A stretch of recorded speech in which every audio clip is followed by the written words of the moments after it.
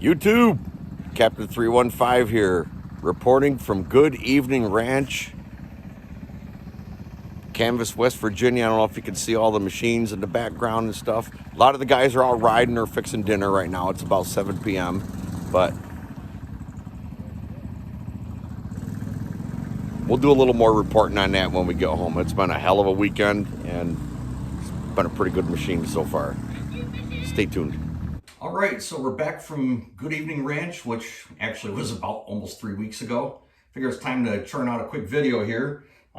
Some folks aren't aware of everything that went down at GER, so let's put it out there, and we'll cover some of nasty. There's a couple videos out there that have already sprung up, and there's going to be more coming. So if you want to see any more than those little snippets I put up, you're going to have to tune into those videos. Also, I want to thank AC Mountain Man, big TikTok guy. Thank you, Adam, for some of those clips. Thank you, Richie Rich Overdrive, for some of those clips and photos. And thank you to another Richie, we'll just call him PA Richie.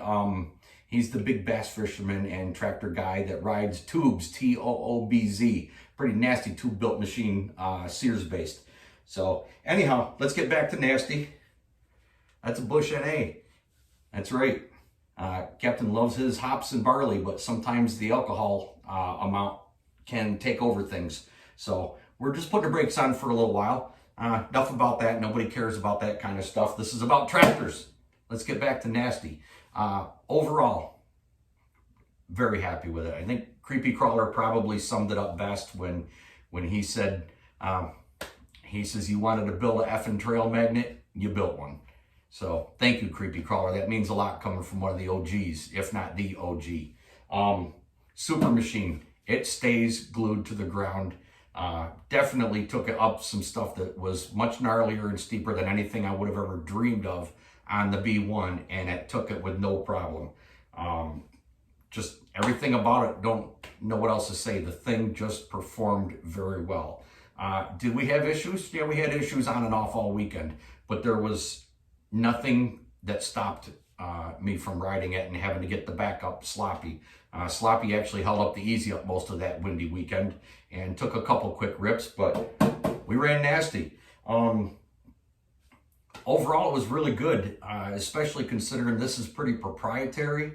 This isn't like a Sears or a Wheel Horse or even some of those pan frame machines where somebody else has done it or a lot of people have done it. To my knowledge, I realize I'm not the first one to build a Massey and take it wheeling, but I don't think anybody's taken one to this level at this point. And the same thing with the VeriDrive. I don't know if anybody's ever done more than test a VeriDrive and they hate it and they discard it and bypass it. The VeriDrive on this, that was a solid 8.5 out of 10. We got to make some adjustments and changes. But overall, for a brand new rig, a new type of rig, and just winging it and sending it on the trails, couldn't be happier. So now let's get to the fun part. Let's do a damage report. I'll spin this potato around. So damage report. Can't really see, but if you all remember, if you actually watched my videos, that I made the adjustable clutch spring from underneath. Well, excuse me, when you spend 3 months building a tractor and then you don't put a lock nut on an adjustment like that because you're a dumbass, well, it fell off. So this thing actually ran the rest of the weekend. The clutch felt really weird and it was really on or off, but I continued to run it the rest of the weekend. It was basically running off the constant tension idler back here on the rear belt, pulling on the VeriDrive. Probably the biggest giveaway was the fact that if I took this thing out of anything other than low gear, it would slip the belt really, really bad. And I would have to kick my heel under the clutch pedal and pull it up. So we had that issue. That's not really a big deal. Put the damn lock nut on it this time, and now it seems to work fine. Up under the hood here, we got our kill switch. You know, I don't think y'all even saw this thing completed, so you can just kind of view around as I'm scattering with the camera. We got our kill switch. That's obviously hooked to the kill. And then we got it on a key too. Well, for whatever reason, that magneto grounded is in that ignition switch. Actually has this grounded while the starter is in start mode, or while the switch is in start mode.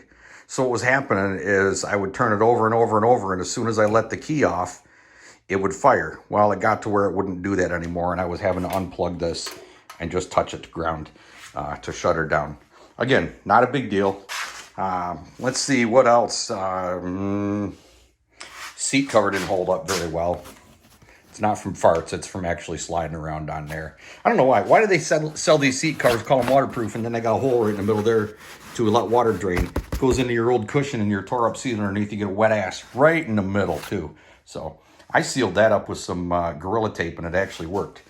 Let's see what else went wrong with it. Something's definitely loose in the steering. I think that tube is actually loose in the steering box. Could be that some dumbass didn't tighten that too.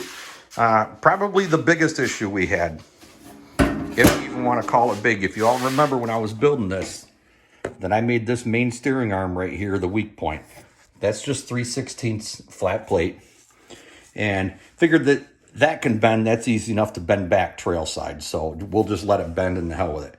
Well, probably about the first dirt pile I went over, that thing was bent down right against the axle here. So that definitely needs more beef to it. This tie rod held up fine. This one here, if you look at this link, and we're going to redo this whole thing, but I braced up this link something fierce. It's got some goofy angles on it. This is going to get redesigned, but we'll run this for the rest of the summer by adding beef here. Richie Rich Overdrive called it. He says, you are not going to be able to do that with 1/2 inch, even if it's braced. You need 3/4. It's a tractor. You're nuts, man. I don't wail on stuff like you do.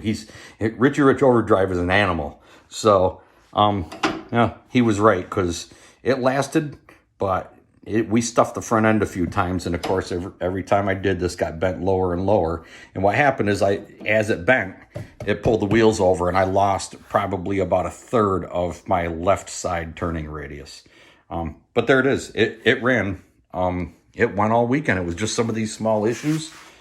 Overall, I don't know what to say. It's kind of a short video, actually. If it wasn't for my babbling, we could have summed it up in about 30 seconds. Gas pedal sucks. I've even got the spring on there so that we got a little bit of give for bouncing. You'll hear that if you happen to catch this or have caught it on other videos. Just constantly. It sounds like I'm a Harley guy with being a throttle jockey out there. I don't know. Not much else to go over. We're going to do some repairs on this thing, and I think we're going to take it riding up to my buddy's place about 45 minutes from here later this weekend. So, I don't know. I guess that's it. Until next time. Well, stay tuned, folks. Thanks for tuning in, as always. And, I don't know. That's it, I guess. Y'all be good. Stay tuned.